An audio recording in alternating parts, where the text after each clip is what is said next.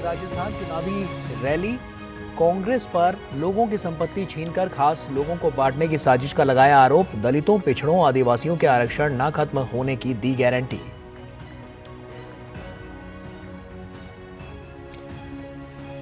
NDA ने अपने चुनाव प्रचार को दी धार। भाजपा के दिग्गज नेताओं ने झोंकी ताकत। अमित शाह ने महाराष्ट्र, कर्नाटक और पश्चिम बंगाल में किया प्रचार। राजनाथ सिंह ने गौतम बुद्ध नगर, तो वहीं भाजपा अध्यक्ष जेपी नड्डा ने मध्य प्रदेश में पार्टी उम्मीदवारों के लिए मांगे वोट।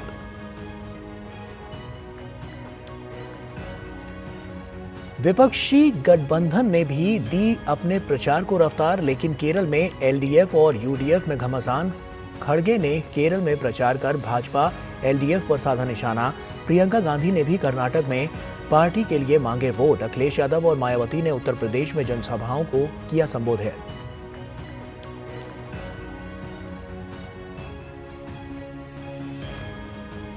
शिक्षा भर्ती घोटाले में हाईकोर्ट से बड़े झटके के बाद बिगड़े ममता बनर्जी के बोल। जजों की निष्पक्षता पर उठाए सवाल।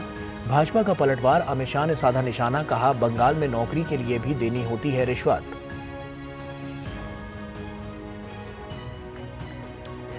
नेहा हत्याकांड से कानून व्यवस्था पर घिरी कर्नाटक की कांग्रेस सरकार। भाजपा लगातार हमलावर, कई संगीन मामलों की जांच को प्रभावित करने का लगाया आरोप। राज्य के कानून मंत्री एचके पाटिल ने मृतक परिवार से की मुलाकात। दोषियों को कड़ी से कड़ी सजा देने का दिया भरोसा।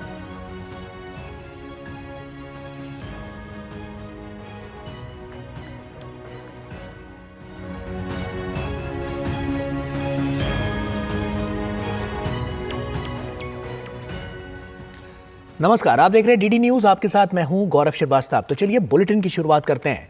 प्रधानमंत्री नरेंद्र मोदी आज राजस्थान और छत्तीसगढ़ में चुनाव प्रचार करने पहुंचे तो उन्होंने कांग्रेस पर फिर से जमकर हमला बोला। प्रधानमंत्री मोदी ने संपत्ति बंटवारे को लेकर आज फिर कांग्रेस को घेरा तो तुष्टीकरण को लेकर कांग्रेस की नीयत पर सवाल खड़े किए। प्रधानमंत्री मोदी ने विपक्षियों के भ्रष्टाचार पर तीखा प्रहार किया और कहा कि सारे परिवारवादी भ्रष्टाचारी परेशान हैं कि मोदी की सरकार आने के बाद उनका क्या होगा। प्रधानमंत्री मोदी ने छत्तीसगढ़ में कहा कि उनकी तीसरी बार सरकार आने के बाद नक्सलवाद की समस्या को पूरी तरह से खत्म कर देंगे। बजरंग बली की, बजरंग बली की।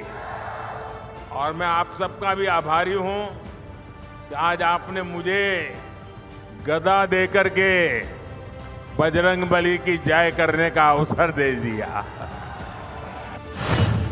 रामनामी समाज अपनी भक्ति, अपने भजन श्री राम के प्रति अपने समर्पण और प्रकृति प्रेम के लिए जाना जाता है। चुनावी प्रचार में प्रधानमंत्री कोई कोर कसर छोड़ते नहीं हैं। 3 रैलियां एक ही दिन में। अपील, वोट की चोट से लोकतंत्र को मजबूती देने की। बीजेपी एनडीए को दिया आपका वोट विकसित भारत बनाएगा, इसलिए कमल खिलाएंगे, घर घर जाएंगे, ज्यादा से ज्यादा मतदान करवाएंगे, पोलिंग बूथ जीतेंगे। राजस्थान और छत्तीसगढ़ में प्रधानमंत्री ने भाजपा के पक्ष में जनता से वोट करने की अपील की। आपके सपने मेरे अपने हैं, इसलिए 24/7 मैं 2047 के लिए काम कर रहा हूं। चुनावी रैलियों में प्रधानमंत्री का एक ही सवाल, एक ही आरोप, आखिर कांग्रेस की नीति और नीयत देश विरोधी क्यों है? तुष्टीकरण की नीति कांग्रेस का प्रयोग है या उसकी सोची समझी नीति? कांग्रेस पार्टी की सोच हमेशा से तुष्टीकरण की रही है, वोट बैंक की राजनीति की रही है। 2004 में जैसे ही कांग्रेस की केंद्र में सरकार बनी, उसके सबसे पहले किए गए कामों में था, सबसे पहला काम था चुनाव जीतने के बाद आंध्र प्रदेश में एससी एसटी के रिजर्वेशन में से कमी करके मुसलमानों को रिजर्वेशन देने का प्रयास। ये एक पायलट प्रोजेक्ट था जिसे कांग्रेस पूरे देश में आजमाना चाहती थी। 2004 से 2010 के बीच कांग्रेस ने 4 बार आंध्र प्रदेश में मुस्लिम रिजर्वेशन लागू करने की कोशिश की, लेकिन कानूनी अड़चनों की वजह से सुप्रीम कोर्ट की जागरूकता के कारण वो अपने मंसूबा जो लेके चले थे वो पूरे नहीं कर पाए। राजस्थान की रैली के बाद प्रधानमंत्री ने कांग्रेस की वोट बैंक की राजनीति पर छत्तीसगढ़ में भी प्रहार जारी रखा। कांग्रेस ने अब एक और बड़ा खेल शुरू कर दिया है। पहले कर्नाटका से कांग्रेस के सांसद ने कहा कि दक्षिण भारत को अलग देश घोषित कर देंगे। अब कांग्रेस के गोवा के उम्मीदवार कह रहे हैं कि गोवा पर भारत का संविधान लागू नहीं होता। ये जम्मू कश्मीर के लोग भी कहा करते थे, आपने मोदी को आशीर्वाद दिया, आज उनकी बोलती बंद हो गई और देश का संविधान वहां चल रहा है। बाबा साहब आंबेडकर का संविधान जो जम्मू कश्मीर में नहीं चलता था वो भी लागू हो गया। महासमुंद की रैली में प्रधानमंत्री ने कहा कि विकास और कांग्रेस साथ साथ चल ही नहीं सकते। प्रधानमंत्री ने आरोप लगाया कि कांग्रेस ने भ्रष्टाचार छिपाने के लिए छत्तीसगढ़ जैसे इलाके में हिंसा का सहारा लिया। प्रधानमंत्री ने भरोसा दिलाया कि भाजपा सरकार माओवाद को जड़ से खत्म करके ही रहेगी। ओपी यादव, सुमेश पटेल और धीरज के साथ ब्यूरो रिपोर्ट, डीडी न्यूज। और वहीं एक तरफ तो पहले चरण के मतदान वहां पर हो चुका है, तो वहीं दूसरे चरण के लिए प्रचार अंतिम दौर में। बीजेपी समेत एनडीए में शामिल दलों के दिग्गज नेता देश के अलग अलग हिस्सों में चुनाव प्रचार में जुटे हैं। अमित शाह ने पश्चिम बंगाल और महाराष्ट्र में प्रचार किया, तो जेपी नड्डा ने मध्य प्रदेश में प्रचार किया। उधर राजनाथ सिंह ने झारखंड और बिहार में जनता का समर्थन मांगा, तो योगी आदित्यनाथ ने अमरोहा, बागपत और मेरठ में प्रचार किया। जैसे जैसे दूसरे चरण के मतदान की तारीख नजदीक आ रही है, वैसे वैसे सभी दलों की ओर से चुनाव प्रचार लगातार तेज होता जा रहा है। तमाम राजनीतिक दल मतदाताओं को अपने पक्ष में करने के लिए एड़ी चोटी का जोर लगा रहे हैं। इस कड़ी में भाजपा के वरिष्ठ नेता अमित शाह ने पश्चिम बंगाल और महाराष्ट्र में चुनाव प्रचार की कमान अपने हाथों में ली। एक तरफ अमित शाह ने पश्चिम बंगाल के रायगंज में ममता सरकार पर हमला बोला, तो वहीं महाराष्ट्र में अकोला में उन्होंने इंडी गठबंधन को तुष्टीकरण और भ्रष्टाचार का दूसरा नाम बताया। आज कांग्रेस पार्टी ने कह दिया कि अगर वो सत्ता में आएंगे तो सीए नाबूद करेंगे। मैं कहकर जाता हूं, कांग्रेस पार्टी या ममता बनर्जी की हिम्मत नहीं है सीए को हाथ लगा कर देखे। हर हिंदू शरणार्थी को नागरिकता मिलेगी, मिलेगी, मिलेगी। दूसरी तरफ भाजपा अध्यक्ष जेपी नड्डा ने मध्य प्रदेश में चुनाव प्रचार की बागडोर संभाली। उन्होंने टीकमगढ़, रीवा और सतना में जनसभाओं को संबोधित करते हुए कहा कि एक तरफ वो लोग हैं जो मोदी जी के नेतृत्व में देश का विकास करने में जुटे हैं, तो दूसरी तरफ वो लोग हैं जो अपने परिवार और भ्रष्टाचार को बचाने में लगे हुए हैं। 10 साल में हम 11वें पोजीशन से 11वें स्थान से उठकर जापान, ब्रिटेन जैसे देश, जिस ब्रिटेन ने हमको 200 साल राज किया, उसको भी पछाड़कर मोदी जी के नेतृत्व में आज भारत 5वें नंबर की अर्थव्यवस्था बन गया है। इसके अलावा पार्टी के वरिष्ठ नेता राजनाथ सिंह ने उत्तर प्रदेश के गौतम बुद्ध नगर, झारखंड के खूंटी और बिहार के भागलपुर में पार्टी उम्मीदवारों के प्रचार के लिए पहुंचे। उन्होंने कांग्रेस की पूर्ववर्ती सरकारों की आलोचना करते हुए कहा कि मोदी जी के नेतृत्व में देश आज विकास की नई ऊंचाइयों को छू रहा है। आज उत्तर प्रदेश ही नहीं, आपको जानकर खुशी होगी कि सारे हिंदुस्तान में पर्यटन और बेहतर कानून व्यवस्था के लिए कोई स्थान जाना जाता है तो हमारा यह नोएडा जाना जाता है। भाजपा के वरिष्ठ नेताओं के साथ साथ भाजपा शासित राज्यों के मुख्यमंत्रियों ने भी चुनाव प्रचार में ताकत झोंक दी है। उत्तर प्रदेश के मुख्यमंत्री योगी आदित्यनाथ ने अमरोहा, बागपत और मेरठ में जाकर प्रचार किया। उन्होंने जोर देते हुए कहा कि सुरक्षित, समृद्ध और उज्जवल भविष्य के लिए एक बार फिर देश की जनता मोदी जी को चुनेगी। वहीं चौथे चरण के मतदान के लिए नामांकन का दौर शुरू हो गया है, जिसके तहत झारखंड के खूंटी लोकसभा क्षेत्र से भाजपा उम्मीदवार अर्जुन मुंडा ने अपना नामांकन दाखिल किया। उधर भाजपा के शीर्ष नेताओं ने चुनाव प्रचार में अपनी ताकत झोंक दी है। इस कड़ी में एस जयशंकर ने तेलंगाना के भुवनगरी से भाजपा उम्मीदवार के पक्ष में रोड शो किया। इसके अलावा गजेंद्र सिंह शेखावत ने भी जोधपुर में अपने प्रचार अभियान को तेज किया। साथ ही साथ मेरठ लोकसभा से भाजपा उम्मीदवार अरुण गोविल के लिए अभिनेत्री दीपिका चिखलिया ने रोड शो किया। और वहीं एक तरफ तो इंडी गठबंधन के नेता अपने चुनाव प्रचार को धार दे रहे हैं, वहीं दूसरी तरफ इंडी गठबंधन की आंतरिक कलह फिर सामने आ गई है। केरल के एलडीएफ समर्थित विधायक ने राहुल गांधी के डीएनए टेस्ट की मांग की है।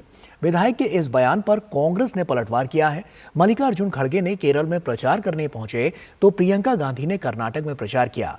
अखिलेश यादव ने उत्तर प्रदेश में कई जनसभाओं को संबोधित किया तो ममता बनर्जी ने पश्चिम बंगाल में चुनावी जनसभाएं की। कैसा रहा विपक्षी दलों का आज का प्रचार, देखिए इस रिपोर्ट में। चुनावों की सियासी तपिश का असर इंडी गठबंधन पर दिखाई दे रहा है। गठबंधन के नेता भले ही रैलियां करके सत्ता में आने के लिए जनता से वोट मांग रहे हैं, लेकिन खुद गठबंधन के बीच की आंतरिक कलह रह रहकर सामने आ रही है। ताजा मामला है केरल का, जहां एलडीएफ यूडीएफ के बीच आरोप प्रत्यारोप का दौर जारी है। नीलांबुर से एलडीएफ समर्थित विधायक पीवी अनवर ने तंज कसते हुए कहा कि राहुल गांधी नेहरू परिवार के वंश के अनुरूप व्यवहार नहीं कर रहे हैं और इनके डीएनए की जांच होनी चाहिए। जवाब में कांग्रेस ने अनवर के बयान पर एलडीएफ सरकार को घेरते हुए कहा कि इस हरकत के पीछे खुद मुख्यमंत्री पिनराई विजयन हैं। कुछ दिनों से राहुल गांधी चतुर्थ श्रेणी के नागरिक बन गए हैं। उनको अपने नाम में गांधी नहीं लगाना चाहिए। क्या नेहरू परिवार का कोई आदमी ऐसा बयान दे सकता है? मुझे शक है। उनका डीएनए टेस्ट होना चाहिए। केरल में एलडीएफ यूडीएफ की कलह के बीच कांग्रेस अध्यक्ष मल्लिकार्जुन खड़गे राज्य में प्रचार के लिए पहुंचे। खड़गे ने अपनी रैलियों में मोदी सरकार पर निशाना साधा और कहा कि उसने सत्ता के लिए जो वादे किए थे वो सारे कोरे कागज की तरह कोरे ही निकले। Kerala was known for development and democracy and they follow the constitution. Unfortunately the last 8 years of the government ensured a debt-ridden economy without money to even give salaries and pension of the time. वहीं कांग्रेस महासचिव प्रियंका गांधी वाड्रा ने कर्नाटक में चुनाव प्रचार किया। प्रियंका गांधी ने चित्रदुर्ग और बेंगलुरु में चुनावी रैली कर अपने प्रत्याशी के पक्ष में मतदान की अपील की। उन्होंने भाजपा को घेरते हुए कहा कि जनता अब बदलाव की तरफ देख रही है। आप जानती हैं कि महंगाई कितनी बढ़ गई है। आप जानती हैं कि जब आपको दुकान जाना पड़ता है कुछ खरीदने के लिए तो कितनी मुश्किल होती है। जब त्योहार आता है, कुछ नया खरीदना है, घर में लिपाई पुताई करनी है, तो कितनी मुश्किल से, कितनी मेहनत से आप उसको पैसों को कमा पा रही हैं और खर्चा करना कितना मुश्किल हो गया है आपके लिए। इस बीच समाजवादी पार्टी प्रमुख अखिलेश यादव ने भी उत्तर प्रदेश में कई जगहों पर जनसभाओं को संबोधित किया। अलीगढ़ में चुनावी रैली के दौरान उन्होंने कहा कि हमारा गठबंधन और समाजवादियों की सरकार बनेगी तो हम सेना में पहले जैसी पक्की नौकरी देने का काम करेंगे। हमारी जानकारी में चीजें आ रही हैं, वो एक पे तो लड़ाई है, बाकी 79 सीटें बीजेपी हार रही है। चुनाव जो हारता है वो कुछ भी करता है, मरता क्या ना करता। इसके अलावा बसपा सुप्रीमो मायावती ने भी मेरठ में पार्टी प्रत्याशी के लिए वोट की अपील की। इस दौरान उन्होंने कहा कि भाजपा कांग्रेस और उनके गठबंधन को सत्ता में आने से रोकना बहुत ही जरूरी है। कांग्रेस, बीजेपी व इनकी सहयोगी पार्टियों को भी केंद्र की सत्ता में आने से जरूर रोकना है। जिनकी गलत नीतियों व गलत कार्य प्रणाली आदि को आप लोग काफी हद तक आजमा भी चुके हैं। उधर कांग्रेस ने बिहार के पटना साहिब लोकसभा सीट से भाजपा के रविशंकर प्रसाद के खिलाफ अंशुल अविजित को पार्टी का उम्मीदवार बनाया है। इसके अलावा आसनसोल से टीएमसी उम्मीदवार शत्रुघ्न सिन्हा ने लोकसभा चुनाव के लिए अपना नामांकन दाखिल किया। इस दौरान उन्होंने अपनी जीत का दावा किया। वहीं पश्चिम बंगाल की मुख्यमंत्री और टीएमसी प्रमुख ममता बनर्जी ने राज्य में चुनावी जनसभाएं करते हुए पार्टी के उम्मीदवारों के पक्ष में वोट डालने की अपील की। वहीं अनंतनाग से पीडीपी प्रमुख महबूबा मुफ्ती ने चुनाव प्रचार करते हुए कहा कि घाटी के विकास के लिए हमारी जीत जरूरी है। लोकसभा चुनाव के लिए प्रचार अभियान लगातार जोर पकड़ता जा रहा है। अपने उम्मीदवारों की जीत के लिए राजनीतिक दलों ने पूरी ताकत झोंक दी है। Bureau report, DD news.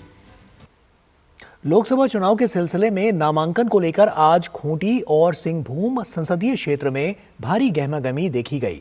Khunti से जहां केंद्रीय मंत्री सह भाजपा प्रत्याशी अर्जुन मुंडा ने नामांकन किया, वहीं कांग्रेस प्रत्याशी कालीचरण सिंह मुंडा ने भी इस संसदीय क्षेत्र में से पर्चा भरा। झामुमो उम्मीदवार जोबा मांझी ने सिंहभूम से नामजदगी का यहां पर पर्चा दाखिल किया और इस दौरान दोनों गठबंधन की ओर से शक्ति प्रदर्शन भी किया गया। लोकसभा चुनाव को लेकर झारखंड में राजनीतिक सरगर्मी बढ़ गई है। मंगलवार को मद्देनजर रखते हुए कई उम्मीदवारों ने मंगल कामना के साथ नामजदगी का पर्चा दाखिल किया। केंद्रीय मंत्री सह भाजपा प्रत्याशी अर्जुन मुंडा ने खूंटी संसदीय क्षेत्र से नामांकन किया। इस अवसर पर भाजपा के वरिष्ठ नेता करिया मुंडा, प्रदेश अध्यक्ष बाबूलाल मरांडी और आजसू पार्टी के अध्यक्ष सुदेश कुमार महतो भी मौजूद थे। नामांकन दाखिल करने के बाद श्री मुंडा ने नेताओं और कार्यकर्ताओं संग रोड शो भी किया और जनसभा के माध्यम से चुनावी शंखनाद किया, जिसमें रक्षा मंत्री राजनाथ सिंह समेत अन्य नेताओं ने हुंकार भरी। सबों ने एक स्वर में देश के विकास को गति देने के लिए वोटरों से अब की बार 400 पार के नारे को सफलीभूत करने का आह्वान किया। रक्षा मंत्री ने कांग्रेस और अन्य विपक्षी दलों पर जनता की आंख में धूल झोंकने और लोकतंत्र की परिभाषा में दोहरे मापदंड का आरोप लगाया। निर्विरोध हो गया कैंडिडेट तो लोकतंत्र पर खतरा क्या है तमाशा। अरे झूठ बोलकर लंबे समय तक राजनीति नहीं की जा सकती। जनता की आंखों में धूल झोंककर लंबे समय तक राजनीति नहीं की जा सकती। अरे कांग्रेस के दोस्तों, राजनीति करनी है तो जनता की आंखों में आंख मिलाकर राजनीति करो, तब मैं समझूंगा कि वास्तव में कुछ है दमखम तुम्हारे अंदर। खूंटी संसदीय चुनाव के लिए कांग्रेस प्रत्याशी कालीचरण मुंडा ने भी आज नामांकन भरा। इस दौरान सहयोगी दल के नेता मौजूद थे। मुख्यमंत्री भी कांग्रेस प्रत्याशी का हौसला बढ़ाने खूंटी पहुंचे। उधर सिंहभूम सीट से पूर्व मंत्री सह झामुमो प्रत्याशी जोबा मांझी ने भी नामांकन किया। इस दौरान मुख्यमंत्री चंपाई सोरेन और कल्पना सोरेन भी मौजूद रही। नामांकन के बहाने संसदीय क्षेत्र में झामुमो नेताओं और कार्यकर्ताओं ने अपनी ताकत दिखाई। विधानसभा में कुरान में एक भी खाता हम लोग नहीं खुलने दिया था। इस बार भी पूरा झारखंड में 14 के 14 हमारा महागठबंधन का जीत होगा।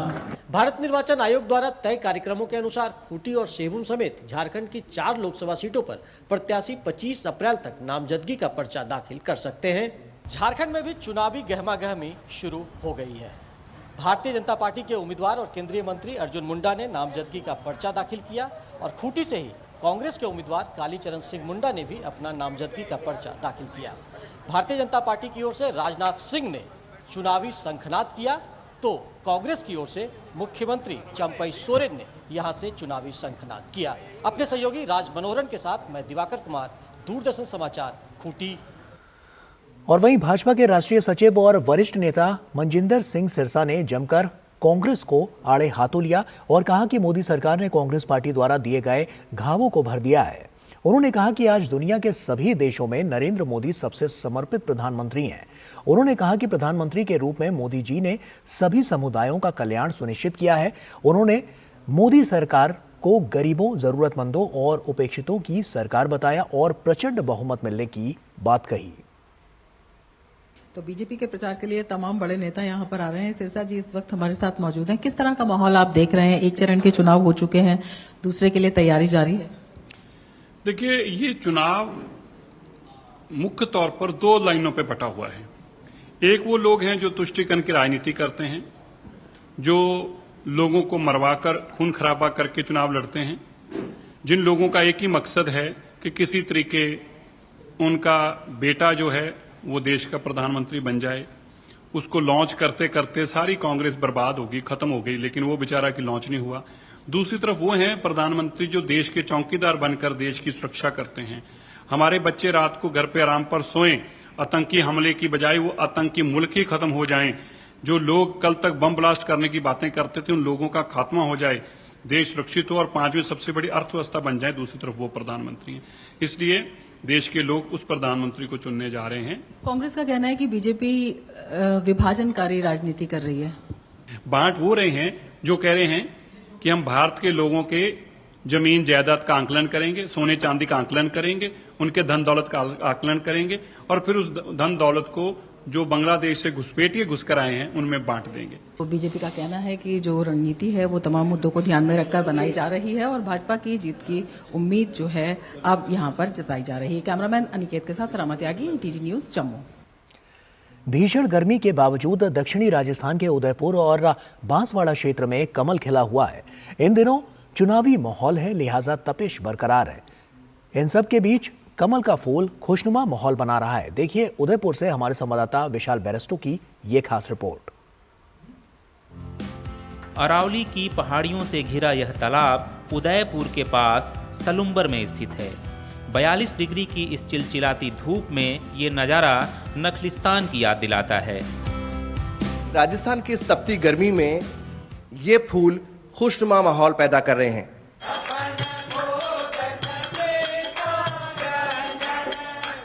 हिंदू धर्म में कमल के फूल का विशेष महत्व है। कमल का उपयोग मंदिरों में भगवान के श्रृंगार के साथ साथ उन्हें चढ़ाने के लिए किया जाता है और हिंदू धर्म में इस फूल का अपना धार्मिक महत्व भी है। हिंदू धर्म में कमल का विशेष महत्व है। ये आध्यात्मिक माना गया है। ब्रह्मा जी की उत्पत्ति भी कमल से ही हुई है। भगवान श्री हरि विष्णु भगवान के नाभि से कमल का फूल निकला हुआ है, उसमें से ब्रह्मा जी की उत्पत्ति हुई है। तो हिंदू धर्म में कमल पुष्प का बहुत ही ऐतिहासिक और धार्मिक महत्व भी है और अपना भारतवर्ष का राष्ट्रीय पुष्प भी है। मंदिर पर कमल बेचने वाली इन महिलाओं के लिए ये एक अच्छी आमदनी का स्रोत है। इन महिलाओं को ये फूल राजस्थान के बांसवाड़ा और उदयपुर के ग्रामीण अंचलों से उपलब्ध होते हैं। ये बताइए कि यहाँ पर भक्त आते हैं कमल लेने के लिए? बहुत आते हैं। एकादशी से लगा के पूनम तो वैशाखी पूनम में कमल चढ़ता भगवान के। श्री कृष्ण जी को कमल पसंद है, लक्ष्मी नारायण को, तो इसलिए कमल चढ़ाया जाता है। उदयपुर सिटी में झील के अंदर भी कमल नहीं, बाहर से आ रहा, इंदाबाद से भी आता, गलियाकोट से भी आता, सलूम्बर से आता और बांसवाड़ा से आता, बाहर से ही आता अभी। मंदिर में प्रवेश करते समय भक्त इन फूलों को खरीद कर ले जाते हैं। ये भगवान को बहुत प्रसन्न है, इसलिए अच्छा लगता है भगवान को। ये लक्ष्मी जी है, ये कमल लेना, ये लक्ष्मी जी है, इसलिए भगवान को जगन्नाथ को चढ़ाया जाता है। आज पूनम में तो भगवान का दिन है, तो लक्ष्मी जी के चरणों में चढ़ाया जाता है। मंदिर की सीढ़ियों से कमल मंदिर के गर्भगृह तक पहुंचता है। कमल के फूलों का पूजा में खास महत्व है। ये फूल जितना खूबसूरत होता है उतनी ही ज़्यादा इसका धार्मिक महत्व भी है। देश में सालों भर कुछ न कुछ धार्मिक आयोजन होते ही रहते हैं और कमल की मांग हमेशा बनी रहती है। उदयपुर से विशाल वैरिस्टो की रिपोर्ट, डीडी न्यूज़। और राजस्थान की चित्तौड़गढ़ लोकसभा से भारतीय जनता पार्टी के प्रदेश अध्यक्ष सीपी जोशी एक बार फिर मैदान में हैं। चित्तौड़गढ़ से 2 बार सांसद रहे सीपी जोशी विकास कार्यों के नाम पर वोट मांगकर तीसरी बार जीत की हैट्रिक दर्ज करने के लिए धुआंधार चुनावी प्रचार कर रहे हैं। चुनावी प्रचार के दौरान चित्तौड़गढ़ की बेगू विधानसभा क्षेत्र में हमारे संवाददाता ओपी यादव ने बात की भाजपा के प्रदेश अध्यक्ष सीपी जोशी से। लोकसभा चुनाव के दूसरे चरण में राजस्थान की 13 लोकसभा सीटों पर चुनाव होना है और उसी में राजस्थान की चित्तौड़गढ़ भी शामिल है। यहां से भारतीय जनता पार्टी की तरफ से प्रदेश अध्यक्ष सीपी जोशी लगातार तीसरी बार हैट्रिक जीत दर्ज करने के लिए चुनावी मैदान में आइए बात करते हैं। सर, लगातार आप धूप हो, आंधी हो, तूफान हो, चिलचिलाती धूप में मतदाताओं के बीच जा रहे हैं और बड़ी भीड़ जो उमड़ रही है, उसका क्या संदेश हम देखें? देखिए, ये नरेंद्र मोदी जी के और भारतीय जनता पार्टी के प्रति स्नेह है और 10 वर्षों में जो नरेंद्र मोदी जी के नेतृत्व में हुआ है, ये उसी के प्रति विश्वास है। 55 साल से जो सरकारें देश में काम कर रही थी, उन्होंने किसान और गरीब की इतने वर्षों तक चिंता क्यों नहीं की? आखिर क्या कारण है कि 55 साल से ज़्यादा मोदी जी ने 10 वर्षों में करके दिखाया? इसलिए ये अटूट विश्वास गांव, सुदूर गांव ढाणी में बैठा व्यक्ति, बुजुर्ग, माता, बहन, युवा भी कहता है, किसान भी कहता है, गरीब भी कहता है, अब की बार 400 पार। तो ये अकेला संसदीय क्षेत्र है जहाँ सबसे ज़्यादा केंद्रीय सड़क निधि की सड़कें हैं, जहाँ 4 लेन से 6 लेन भी बना है, तो बाईपास भी बने हैं, तो रिंग रोड भी बनी है। ऐसा संसदीय क्षेत्र है जहाँ केंद्रीय विद्यालय भी बना है, तो नवोदय विद्यालय भी बना है, तो पासपोर्ट ऑफिस भी बना है। ऐसा संसदीय क्षेत्र है जहाँ आज़ादी के 55 सालों में जितना फसल खराबे का मुआवजा नहीं मिला, उससे ज़्यादा इन 10 वर्षों में किसानों के खातों में आया है। पहला कोई प्रधानमंत्री है जो किसान के खाते में सीधा 6,000 रुपये साल के डालते हैं। तो कांग्रेस इतने सालों से क्या कर रही थी? चित्तौड़ की धरती सम्मान और स्वाभिमान के लिए जानी जाती है। आगामी 26 अप्रैल को मतदाताओं का सम्मान और स्वाभिमान किधर जाएगा? अकबर महान वालों को चोट मिलेगी और जिन्होंने वीर शिरोमणि महाराणा प्रताप की गौरव गाथाओं का आगे बढ़ाया उनको आशीर्वाद मिलेगा और वोट मिलेगा। आपकी वोट की ताकत से हम लोग इस क्षेत्र का विकास, सर्वांगीण विकास भी देख सकते हैं। तो भारत दुनिया का सिरमौर बने, इस दिशा में भारत को बढ़ते हुए देख सकते हैं। चुनावी प्रचार के दौरान हमने लोगों से संवाद किया। बीते 5 साल में यहाँ से एक मंत्री थे जो आपके सामने फिर चुनावी मैदान में, जनता का कहना है कि लोगों को बीच नहीं आए, बहुत सारी चीजें उन्होंने जो जनता के खिलाफ की, तो उसको आक्रोश है। तो ये कितना फायदेमंद रहेगा? देखिए, जो मंत्री थे उनकी सरकार ने कहा कि हम किसानों का संपूर्ण कर्जा माफ करेंगे और इस आधार पर सत्ता में आए। वो स्वयं सहकारिता मंत्री थे। कितने किसानों का कर्जा माफ किया? आज पूरे प्रदेश का किसान कह रहा है कि भैया कितने किसानों ने आत्महत्या की, उसका जिम्मेदार कौन है? जमीन अलॉटमेंट में घोटाला, मिड डे मील में घोटाला, सहकारिता में भर्ती का घोटाला। और जब मैंने नामांकन किया था उन्होंने बीजेपी नेताओं पर कुछ आरोप लगाए थे। मैंने उस दिन चैलेंज किया और आज भी चैलेंज करता हूँ। अभी तक वो सामने नहीं आया है। मैंने कहा सीपी जोशी किसी भी जांच को तैयार है, हमारा पार्टी का कोई भी नेता तैयार है। तो ये थे चित्तौड़गढ़ से भारतीय जनता पार्टी के प्रत्याशी सीपी जोशी, जिनका मानना कि बीते 10 साल में किए गए विकास कार्यों की बदौलत न केवल जनता के बीच प्रचार करने जा रहे हैं, बल्कि अगली बार भी भारी बहुमत से जीत को लेकर पूरी तरह आश्वस्त है। मेरे सहयोगी कैमरामैन गौरव गिरी के साथ में OP Yadav, DD news Begu, Chittorgarh. और केरल के तिरुवनंतपुरम में कांग्रेस नेता सचिन पायलट ने कहा, भाजपा नेतृत्व के हालिया बयानों से ये बिल्कुल साफ हो गया है कि प्रथम चरण के मतदान के बाद वो लोग बैकफुट पर हैं। The recent statements of the leadership of the BJP, it's very clear that after the first phase of polling, they are on a back foot and they've sensed that the people of India want a change. There is no wave in this election. This election is for change. And that is why these desperate attempts to kind of confuse the voters and create obstacles in the part of the Congress party. I'm sure Election Commission will do what is required to be done. और वहीं उत्तर प्रदेश की Fatehpur Sikri seat पर तीसरे चरण में 7 मई को vote डाले जाएंगे। ऐसे में यहां के लोग किन मुद्दों पर मतदान करेंगे, आइए देखते हैं हमारे संवाददाता शैलेंद्र मिश्रा की ये खास रिपोर्ट। डीडी न्यूज का चुनावी सफर आज पहुंचा है तीसरे चरण की लोकसभा सीट फतेहपुर सीकरी, और हमारे पीछे आप देख रहे हैं ये मशहूर पर्यटन स्थल है बुलंद दरवाजा। किस राजनीतिक दल के उम्मीदवार का भाग्य यहाँ पर जनता बुलंद करने वाली है, ये जानने की हम कोशिश करेंगे इस चुनावी गपशप में। फतेहपुर सीकरी में पहुंचे हैं इस जगह से कि कितना बदला है फतेहपुर सीकरी और क्या जनता के मुद्दे हैं। राजकुमार सांसद जी जो हैं वाकई सांसद जी के लायक है। बढ़िया काम उन्होंने विकास के लिए और तमाम जो मुद्दे यहाँ मजदूरों के लिए बात रखी है। कांग्रेस ही आना चाहिए, गवर्नमेंट कांग्रेस की ही बनना चाहिए। क्यों भाई कांग्रेस को आना? बीजेपी ने क्या करा है अब तक? बीजेपी ने कुछ नहीं किया है। सिलेंडर पहले 450 का था कांग्रेस के टाइम में, अभी 900 रुपये का है। फतेहपुर सीकरी में भाई साहब यह टाइम पे दौर चल रहा है इस वक्त कांग्रेस का। इस तरह से देश भर से और बाहर से भी पर्यटक आते हैं फतेहपुर सीकरी में। आप देखिए, आपको लगा कि पर्यटन के लिहाज से विकसित किया गया है, कुछ काम किया गया है? हाँ, काम किया गया है, काफ़ी अच्छा है और लोग भी काफ़ी अच्छे हैं यहाँ के। 50-55 साल से यहाँ फतेहपुर सीकरी में कोई भी काम नहीं हुआ। मोदी सरकार बहुत दे रही है, अनाज भी दे रही है, वो भी दे रही है, खूब दे रही है। इसलिए योगी और मोदी उन्हीं के नाम से पड़ता है वोट, राजकुमार के नाम से थोड़ी पड़ेगा वो। चुनाव का मुद्दा बढ़िया है, मोदी को वोट देंगे और क्या करें। मोदी ने जो काम किए हैं फिलहाल तो अच्छे किए, देश हित में काम किए। धारा 370 वगैरह जैसे और भी मुद्दे हैं। मंदिर का निर्माण हुआ और घर घर गैस कनेक्शन, घर घर बिजली योजना जो, और मेरे पानी कमी थी, पानी कमी पूर्ति हो गई थी, सब बात है। काम तो खैर अच्छा हो रहा है, लेकिन ये का कोई रोजगार नहीं है। ना पर किसी को कोई एक्सरे कराना होता है तो आगरा या भरतपुर जाना पड़ता है। फतेहपुर सीकरी में कोई सुविधा नहीं है, ना तो कोई बढ़िया इंटर कॉलेज, ना डिग्री कॉलेज, ना कोई बढ़िया हॉस्पिटल। मुकाबला किससे? शाम को मतलब कोई अगर बीमार पड़ जाए तो आगरा लेके भागो। ऐसे में क्या नतीजा होगा, इस सीट पर सभी की निगाहें लगी रहेंगी। तो चुनावी गपशप में फतेहपुर सीकरी में सिर्फ इतना ही। कैमरामैन कमलेश के साथ शैलेंद्र मिश्र, डीडी न्यूज, फतेहपुर सीकरी लोकसभा।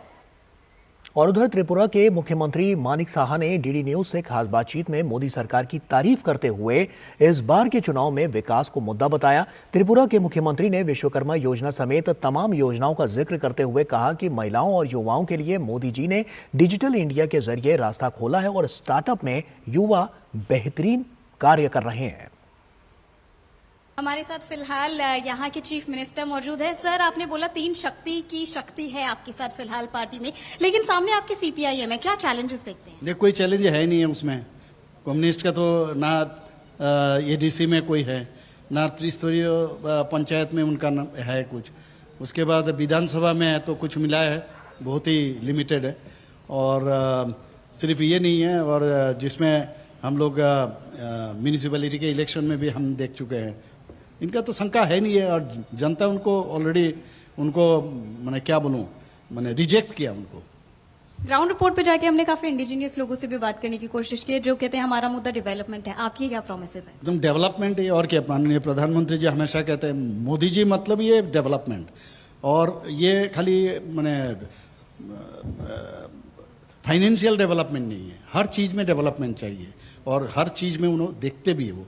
तो विश्वकर्मा योजना के टाइम में हम लोग देख चुके हैं, जो 18 जो संप्रदाय है उनके बारे में वो सोचे हैं। महिलाओं के लिए क्या लेकर आएगी सर? नहीं, महिला के लिए ऑलरेडी 33% तो अभी अब देखें वो कानून पास हो गया, तो 33% विधानसभा में भी होगा, पार्लियामेंट में भी होगा। और हमारे यहाँ 33% तो ऑलरेडी नौकरी में ऑलरेडी डिक्लेयर ही है। महिला है जो ग्रेजुएशन कर रहे हैं कॉलेज में, इनको भी हम लोग मुफ्त, कोई पैसा नहीं देना पड़ता है। 24/7 जितना थाना है सब में महिला को के लिए वो मे आई हेल्प यू, ये भी हम लोग यहाँ पर चल रहा है। प्रधानमंत्री के ज्ञान में एक मुद्दा युवाओं पर भी है, उसके लिए क्या कहना चाहेंगे आप? नहीं, युवा के लिए प्रधानमंत्री जी हमेशा कहते हैं आने वाले दिन जो डिजिटल इंडिया बना रहे हैं, और स्टार्टअप, आप देखिए स्टार्टअप कितना डेवलप हो गया। यहाँ पर प्रधानमंत्री जी हमेशा कहते हैं कि हम कर्म संस्थान का बात करेंगे, और वो खुद माने दूसरे को नौकरी देंगे। तो इस तरह हम लोग सोच रहे हैं, और हम इस तरह काम भी यहाँ पर काफी जारी है। डीडी न्यूज़ से खास बातचीत करने बहुत धन्यवाद। और केरल की सभी 20 लोकसभा सीटों पर दूसरे चरण में 26 अप्रैल को वोट डाले जाएंगे।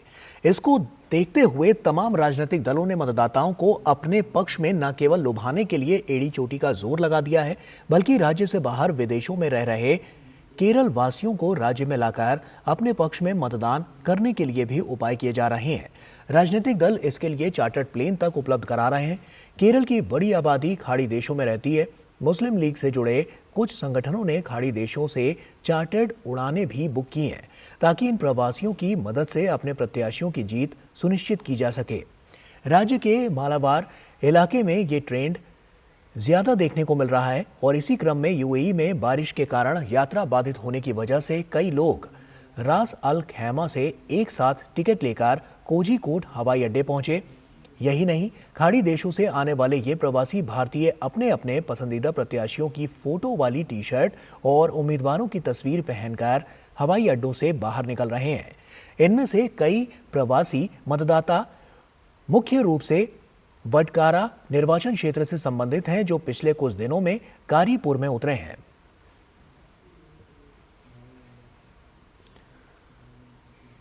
लोकसभा चुनाव में टोंक सवाई माधोपुर की लोकसभा सीट पर भाजपा और कांग्रेस के बीच कड़ा मुकाबला है।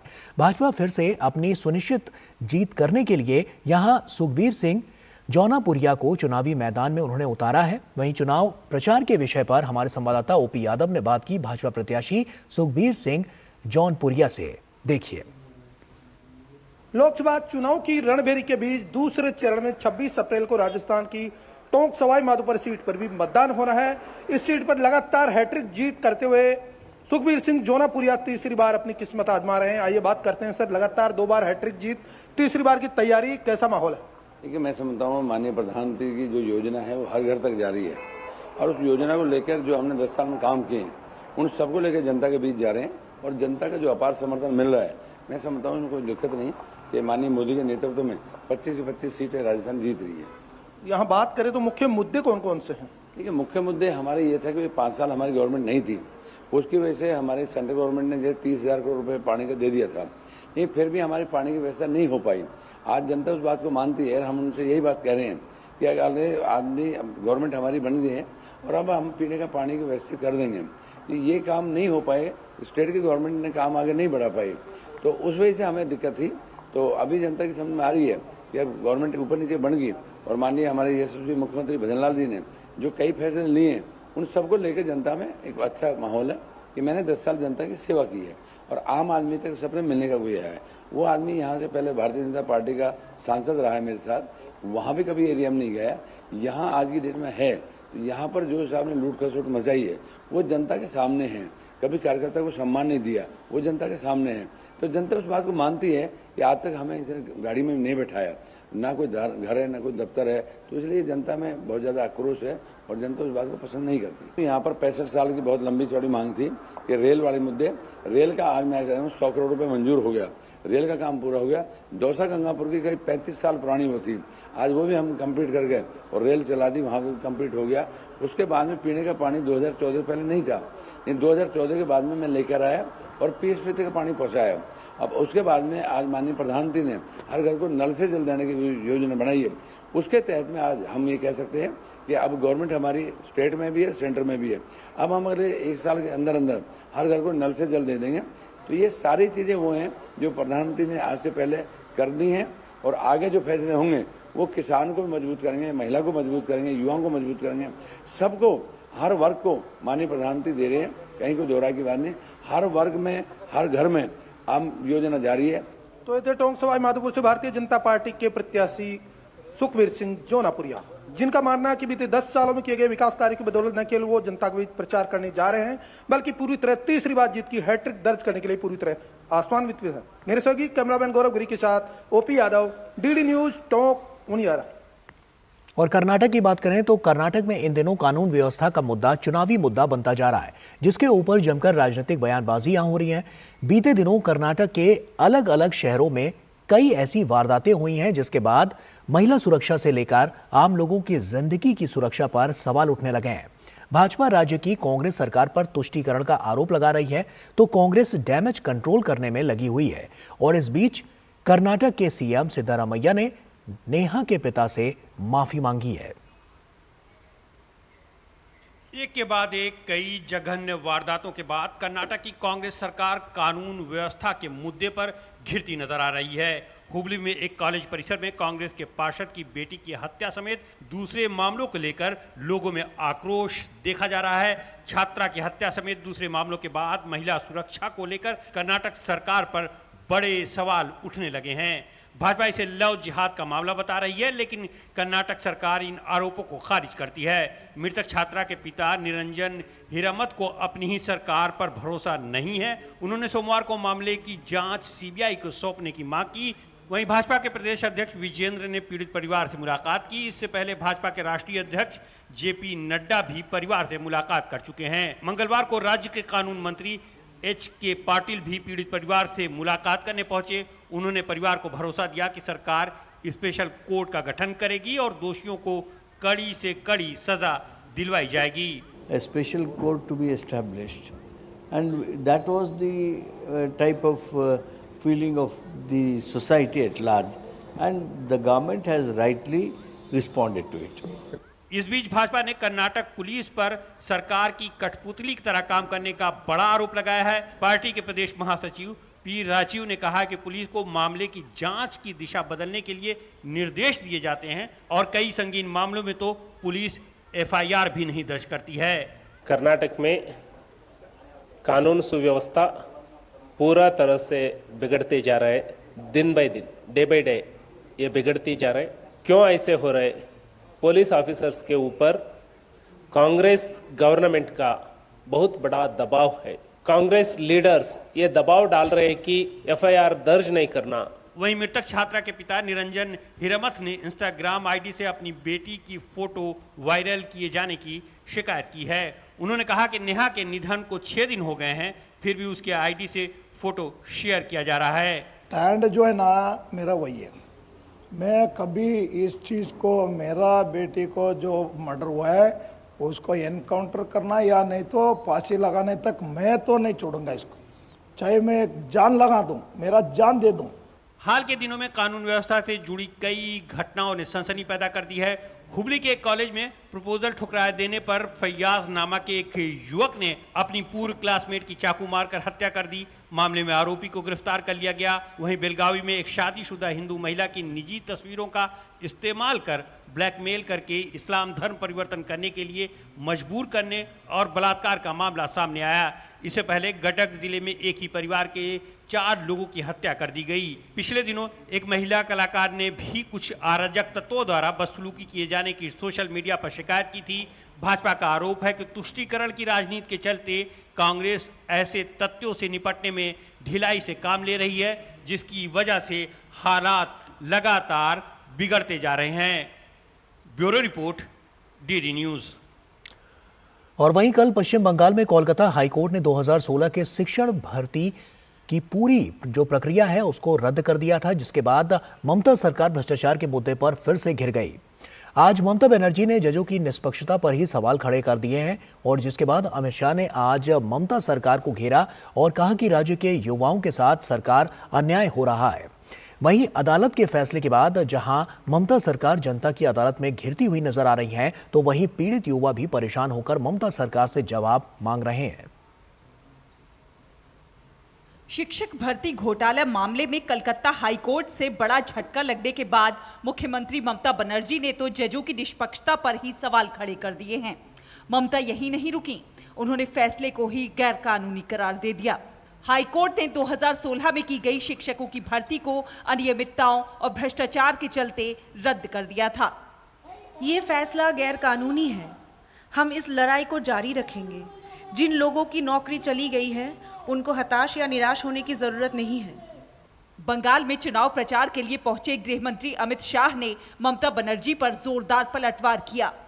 उन्होंने कहा कि बंगाल में ममता सरकार नौकरी देने के लिए भी रिश्वत लेती है। ऐसे में बंगाल के गरीबों को कैसे नौकरी मिलेगी? कल ही 50,000 नौकरियां हाई कोर्ट ने सस्पेंड कर दी। क्यों करी? 10 लाख 15 लाख नौकरी के लिए रिश्वत लेते थे। मैं पूछने आया हूं, एक कट मनी, एक खंडनी, ये नौकरियों में भ्रष्टाचार बंगाल में रुकना चाहिए या नहीं रुकना चाहिए? क्या ममता दीदी रोक सकती है? गौरतलब है कि सोमवार को हाईकोर्ट ने 2016 का पूरा जॉब पैनल रद्द कर दिया था। फैसले से लगभग 25,000 नौकरियों पर खतरा पैदा हो गया है। भर्ती में 5 से 15 लाख रुपए तक घूस लेने का आरोप है। कोर्ट के आदेश पर ईडी और सीबीआई ने मामले की जांच की। भाजपा ने ममता बनर्जी को भ्रष्टाचार का सरगना बताते हुए उनसे इस्तीफे की मांग की है, तो वहीं दिलीप घोष ने पीड़ित से रिश्वत लेने वाले टीएमसी नेता से पैसे वापस लेने के लिए उनका घेराव करने की अपील की है। कलकत्ता हाई कोर्ट का बहुत बड़ा जजमेंट आया। वेस्ट बंगाल के करप्शन के स्लीपर सेल का सही सरगना, जो असल सरगना है ममता बनर्जी, वो पूरे तौर से बेनकाब हो गई है। ममता बनर्जी को ऐसे बड़े करप्शन में जहां पर हाई कोर्ट के भी फैसले आ गए हैं और हाई कोर्ट जजमेंट ने पूरे तौर से उनको एक्सपोज कर दिया है, ऐसे में ममता बनर्जी को आज इस्तीफा देना चाहिए। भर्ती रद्द होने के बाद पीड़ितों में काफी रोष दिख रहा है। हम लोग तो इसमें कंफर्टेबल बिल्कुल भी नहीं है और ऐसे मुश्किल में आना पड़ेगा ये भी कभी सोचा नहीं।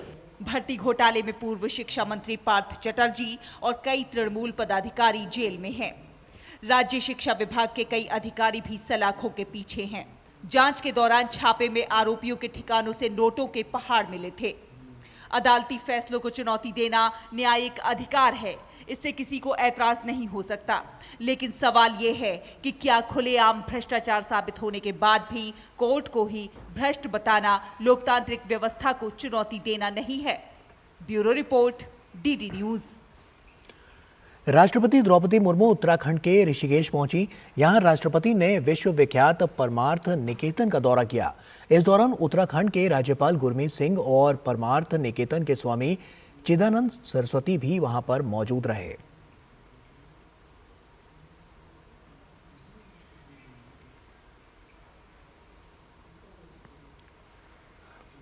दिल्ली में विभिन्न क्षेत्रों में उत्कृष्ट प्रदर्शन करने वाले उद्यमियों को AIMA अवार्ड दिए गए।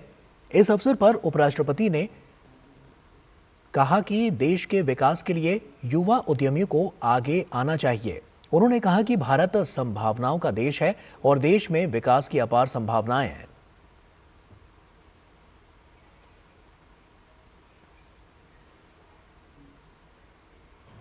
some people are in the bubble. The number is small. They are in the country and outside.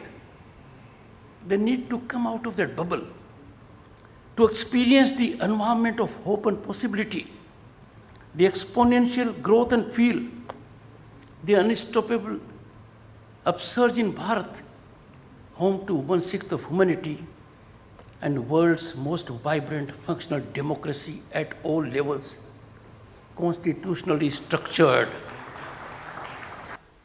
Padma award से सम्मानित हुए देश के विशेष नागरिकों ने दिल्ली में बार मेमोरियल, राष्ट्रपति भवन और प्रधानमंत्री संग्रहालय में संग्रहित पूर्वजों के पराक्रम, वैभव और विरासत को देखा। आइए देखते हैं कैसा रहा उनका अनुभव।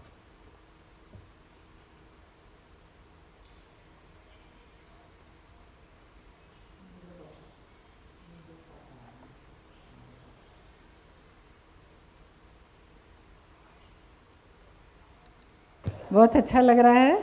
दोबारा गए तो पहले तो जहाँ पे अवार्ड मिला था वहीं थे, और आज तो पूरा संग्रहालय देखा, बहुत ही सुंदर, बहुत खूबसूरत, उसका कोई वर्णन नहीं कर सकते। उसके बाद अब हम लोग यहाँ आए हैं और यहाँ आके और भी अच्छा लग रहा है। जब आप राष्ट्रपति भवन आते हैं या ये प्रधानमंत्री संग्रहालय, तो केवल आप व्यक्तियों से नहीं मिलते, आप एक पूरे इतिहास, एक युग से मिलते हैं और वो आपके सामने जीवित हो जाता है। तो एक जीवित इतिहास को देखना और जिस तरीके से दिखाया है, तो उस तरीके से आप ये फील करते हैं कि आप उसी काल में आ गए हैं। तो उसी काल में आप साक्षात्कार करते हैं उन महापुरुषों का या उन व्यक्तियों का जिन्होंने इतिहास बनाया है। तो ये एक बहुत बड़ी बात है, बहुत अच्छा लगता है। नरेंद्र जी मोदी जी ने कहा आज हमको ये मौका अवसर दिया, जो मुझे हमें राष्ट्रपति से मिलना, राष्ट्रपति भवन देखना, पद्म श्री देना, ये एक भगवान की कृपा।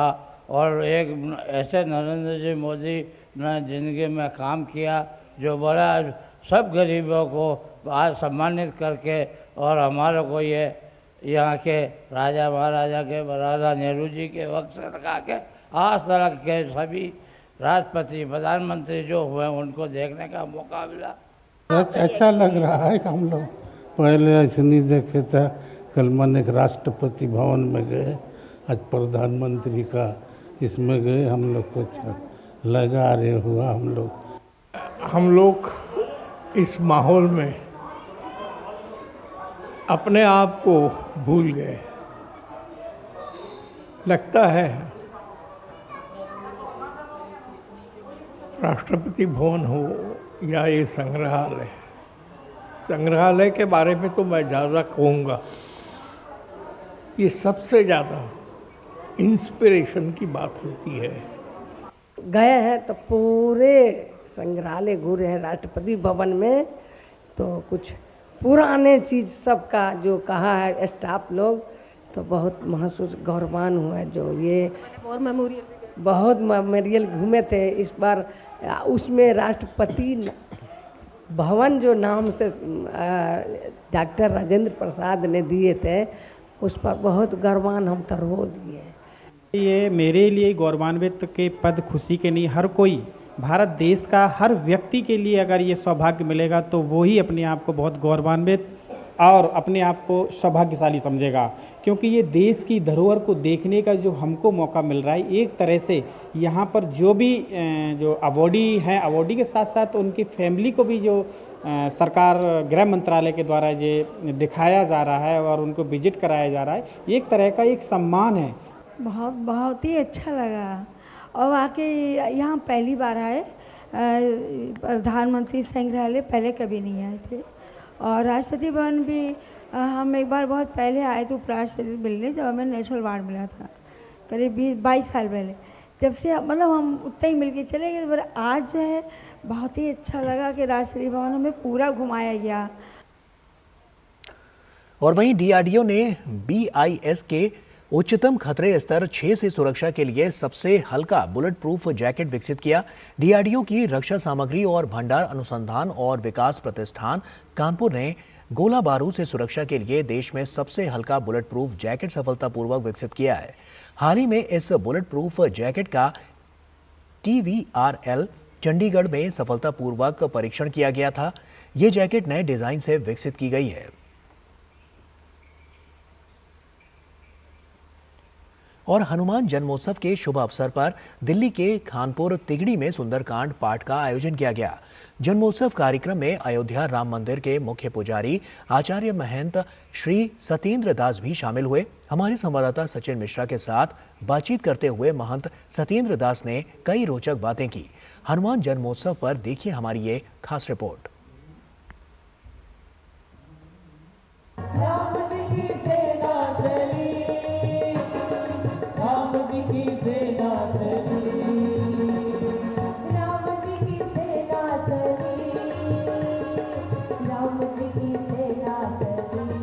सकल गुण निधानम वानराणामधीशम रघुपति प्रिय भक्तम वात जातम नमामि।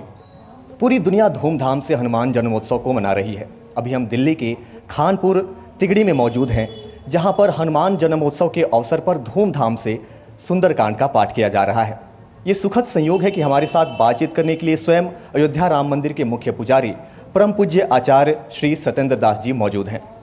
महंत जी, इस बार के हनुमान जन्मोत्सव को लेकर कितने उत्साहित हैं और देशवासियों को क्या संदेश देंगे? हनुमत जयंती है और जयंती के अवसर पर यहाँ जो भी कार्यक्रम हो रहा है बहुत ही सुंदर है और सुंदरकांड है। आज के दिन यह जन्मोत्सव हनुमान जी का जो मनाया जा रहा है वह बहुत ही अद्भुत है और निश्चित है हनुमान जी उसी प्रकार से कृपा करेंगे, क्योंकि साक्षात देवता के रूप में वर्तमान समय में, क्योंकि वो स्वयं शंकर जी के अवतार हैं और स्वयं उपस्थित हैं, और जहाँ जहाँ जो लोग जिस रूप से हनुमान जी के स्मरण करते हैं वैसा उनको बल और उनको फल मिलता है।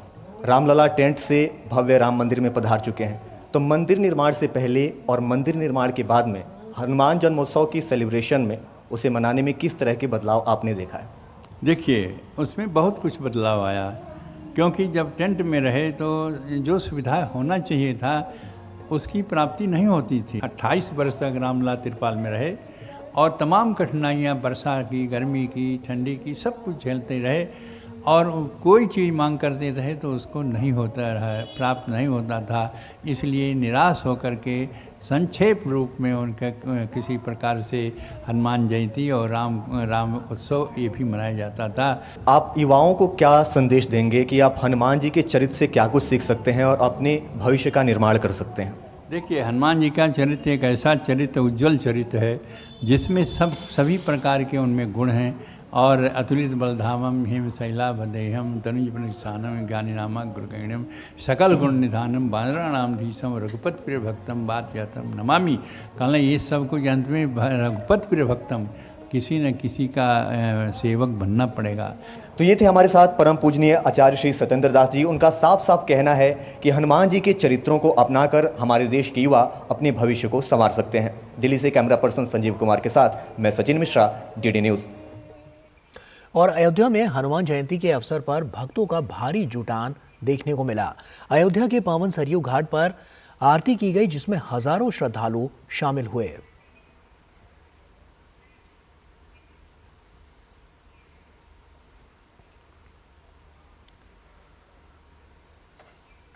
और दुबई में GISEC 2024 में भारत दमदार प्रदर्शन कर रहा है। भारत का साइबर सुरक्षा उद्योग दुबई में चल रहे GISEC 2024 सम्मेलन में अपनी महत्वपूर्ण छाप छोड़ रहा है।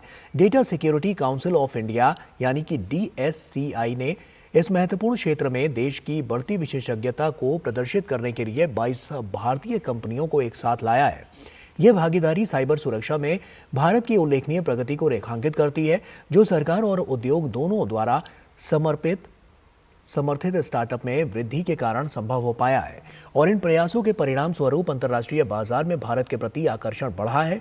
दुबई में भारत के महावाणिज्य दूत सतीश कुमार सेवन ने GISEC में भारत मंडपम का उद्घाटन किया और GISEC में DSCI की उपस्थिति का उद्देश्य वैश्विक साइबर सुरक्षा केंद्र के रूप में भारत की स्थिति को उजागर करना है।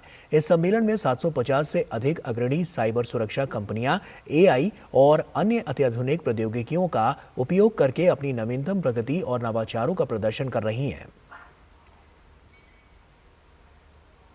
We are here at Gulf Information Security Conference conference in Dubai, and I'm happy to share we have set up an Indian cybersecurity pavilion, and we have 22 cybersecurity product companies showcasing their capabilities here in this conference, JISEC. Also, just to share, from last year where we had 11 companies from India, we have doubled the count, and we are showcasing the progress of cybersecurity capabilities from the country. और इसी के साथ फिलहाल इस bulletin में इतना ही। दीजिए इजाजत, नमस्कार।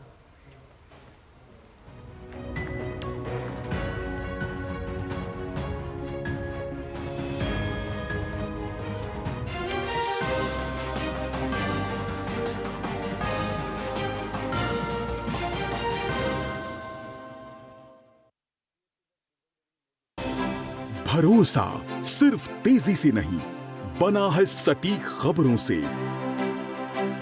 दावे नहीं, दिखाते हैं तथ्य, दिखावा नहीं, चुनते हैं सच। दस्तक सनसनी की नहीं, खबरों की देते हैं हम। यही है रिश्ता आपका हमारा, बना है अटूट भरोसा वर्षों की मेहनत से। डीडी न्यूज, भरोसा सच का। ये भरोसा और हो रहा है गहरा, क्योंकि आपका अपना चैनल अब है नए तेवर और नए कलेवर में।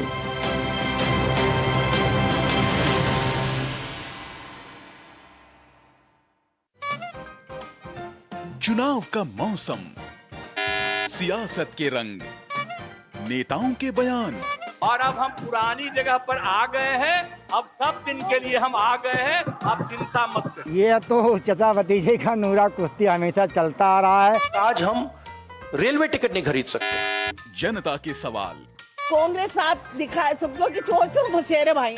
सियासी हलकों में राजनीतिक घमासान। फिर उठे रब को मनाना आसान है, आजम खां को मनाना मुश्किल है। कंफ्यूजन ही कंफ्यूजन है, सॉल्यूशन का पता नहीं। चुनाव का मौसम